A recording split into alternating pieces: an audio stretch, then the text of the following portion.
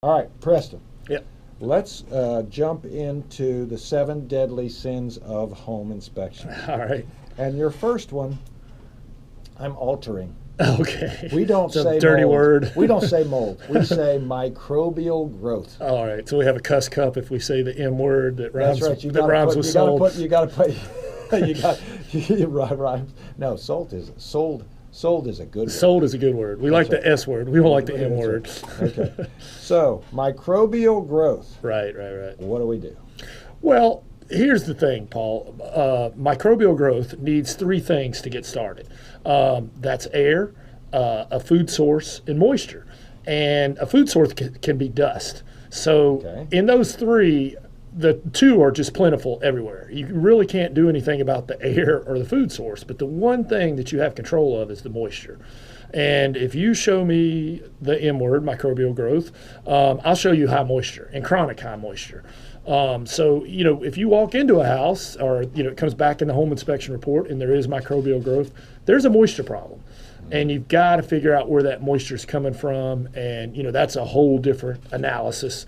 Haven't you been in houses where you've looked at the walls and it's covered in mildew and other kinds of things on the sheetrock? Oh, absolutely. Absolutely. What in the world causes that? Well, it could be a multitude of things. A lot of times it happens in vacant homes simply because the HVAC system is not running. Yeah, because the HVAC sucks that moisture out. Yeah, and gets the air moving. If you have a vacant house, do not turn the air off. That's one of the worst things you can do. But beyond that, there's 3 sources of moisture. I always tell this. There's, weather, obviously rain, that sort of thing. There's a plumbing leak, and those 2 can be fixed. But the one that's really tricky is atmospheric moisture. It's the moisture in the atmosphere and high moisture. And if you have something that's cold with something that's warm or insulation problem, sometimes you're going to create a moisture magnet, just like a cold drink.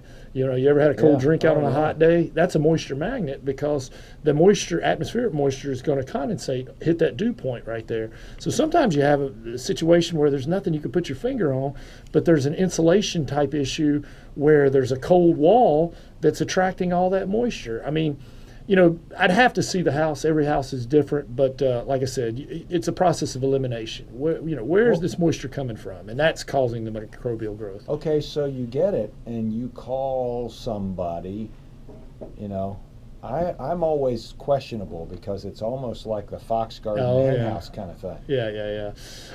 One thing I'll say is always get it tested by a third party, not the person doing the work. Is there a test you can buy at Lowe's or Home Depot? There is. I'm a little biased that they're not as good as the one that the professional will do, but they're not bad either. They're not bad. We test for mold, and there's a couple other companies out there. So you can do it? Yeah, Oh. we do it. Yeah, and we do not do mold remediation at all. And there's different There you types. go. There's a swab test, and then there's air sample test, and you really want to do both. And you take an air sample inside the home or the area and also outside the home, and you compare the counts to see, if there's something odd going on here, and a swab of where it is. But like you said, you want somebody who's not doing the work, who doesn't have an incentive. Well, you're already there. Why wouldn't I just use you? That's a good question. All right. See, I didn't know you could test for the type. I just learned something. Yeah, well, I mean, we take all the samples. We're sort of like the CSI thing, but then we send it off to the lab for them to, and it's very like a chain of command. It is very much like, like evidence, who has it.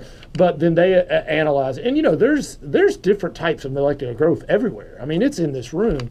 But what counts and what, is it toxic or is it, really bad? I know you're looking around going. Hey, I'm looking over at Hayden going, what are you doing in here? Yeah, exactly. All right. But to answer your question, I know I'm taking up a lot of time. No, take it. But there's some great mold remediation companies out there that do a great job and do exactly what they say, and there's others. And it's not a very regulated business, and sometimes they have incentive to do a remediation on every house, regardless of whether it needs it or not.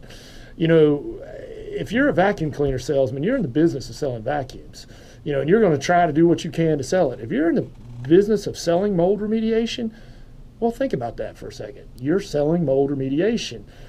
Now, the question then becomes, do this person really need it or not, or do you need the commission? That's all I'm going to say. I know we'll probably get some hate calling up here and whatnot, but I'm going to call it like I see it. There's some companies that are doing mold remediation when it's not necessary, and I will flat say that, and I will say that to whoever. I don't care how much hate you give me. Stan, That's the truth. can you get up off the desk? Yeah.